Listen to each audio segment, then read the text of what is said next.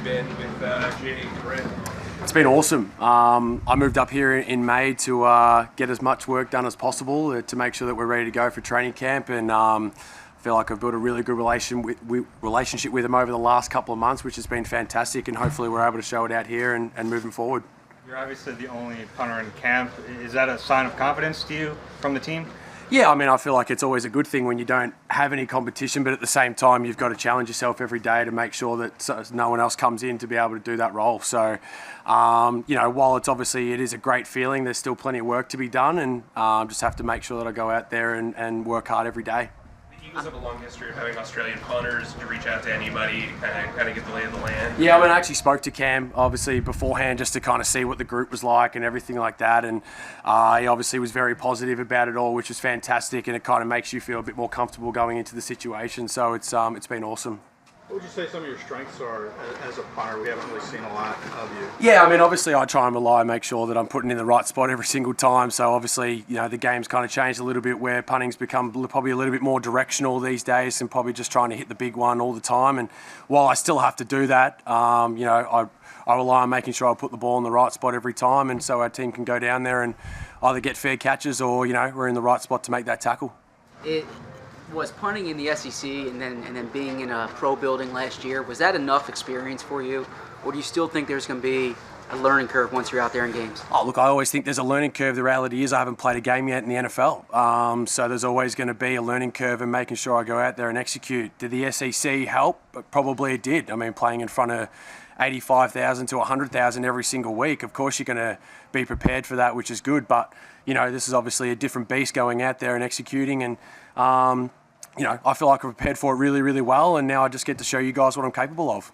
So how did that transition start for you from Australian rules to being an NFL punter? Yeah, we have a program back home called Pro Kick Australia. Our coach over there came over here in the early 2000s and tried to make something of it himself in the NFL. It didn't quite work out, but he thought of a program to give kids an opportunity to go through the college system potentially and then try and make their way through the NFL that way. And I just reached out to him probably, 4 or 5 years ago now, and just kind of made that transition from my own sport to try and play this. The way we hold the ball and everything like that in our sport obviously does make it a little bit easier to do, but at the same time it obviously has its own challenges. And I'm just excited by it and been practicing for a long time now to make sure I'm ready to go. What do you find was the most difficult, what was the biggest adjustment that you had to make?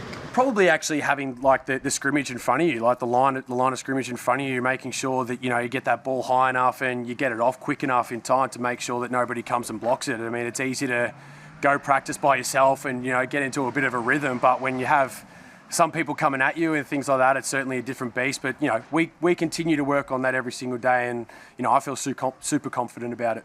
How about holding experience? How much of that have you done? Yeah, look, obviously, when I was in college, I didn't get a lot of experience, but I know that that's part of my role. So I've worked on it every single day and continue to do so to make sure that Jake's confident, and Rick for that matter too, being able to snap the ball back to me. And again, that's part of my job. So I've got to go out there and do that as well. And again, it's another great opportunity for me to go out there and prove what I'm capable of. How's your arm if you ever had to throw a pass? I work on that too. Tyler Brown, one of our coaches here, certainly gets me working on it every single day. So, hey, look, I'm ready to go if there's an opportunity, that's for sure.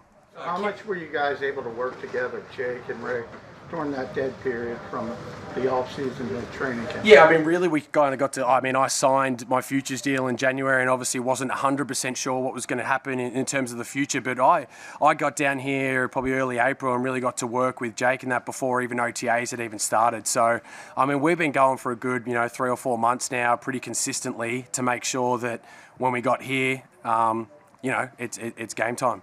How familiar were you with Jordan Mailata?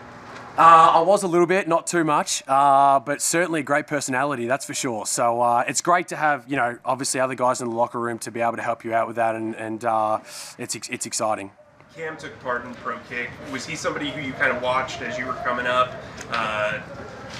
just paid attention to? Yeah, I watched all the guys, to be honest. I watched Cam, I watched Mitch Wisnowski at San Francisco, I watched Michael Dixon at Seattle, I watched all those guys. But at the same time, I watch a lot of the Americans too to make sure to see what they're doing really well too. So it's it's a bit of a copycat league, I guess, and you just need to learn from other guys to make sure to see what they're doing well and see if you can add that to your game. What were Sundays like last year as you were kind of preparing to get back in? Yeah, I mean, it was sitting watching Detroit every single week, to be honest. So it was, not being on the practice squad for all year was great. I mean, I still got to be in an NFL environment and train every single day, make sure I'm ready to go. A lot of guys don't get that opportunity. I mean, they're working by themselves, kicking balls, whereas I still have the rush coming and things like that to make sure that when this time comes, I'm ready. So that was truly a great experience, and I'm so thankful for that. And hopefully that puts me in a good position, for now.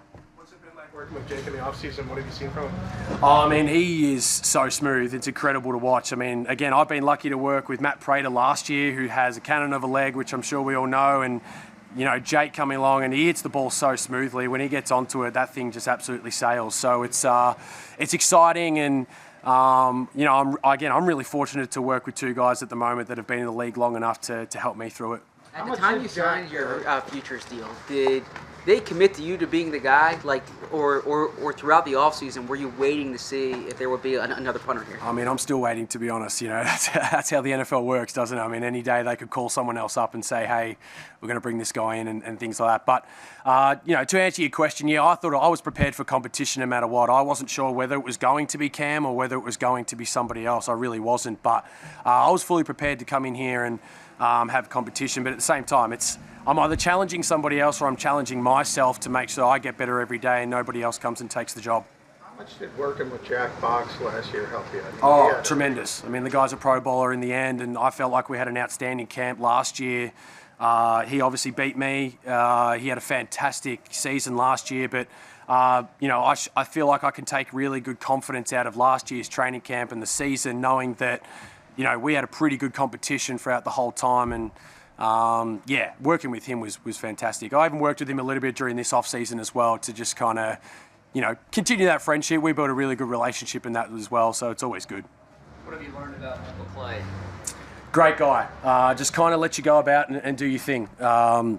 He's obviously always out there helping you out and making sure that you're just executing and things like that, but at the same time, he kind of lets you do your thing and make sure that, hey, you guys are the kickers or you guys are the punters. I don't know necessarily too much about it, but it's go out there and do your work and stuff, and I'll be right there behind you, backing you in.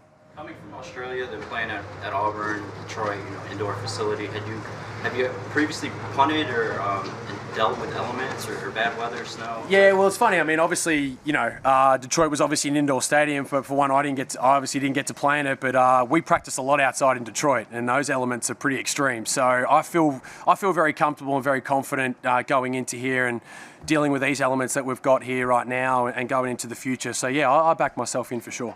In college, you were older than everyone else. Does the NFL feel more natural to you? Absolutely, yeah. It feels like being with a bunch of older guys is certainly a good thing. And, but again, the experience that I got in the SEC in college football has certainly put me in a good position now to go forward with it. Yeah.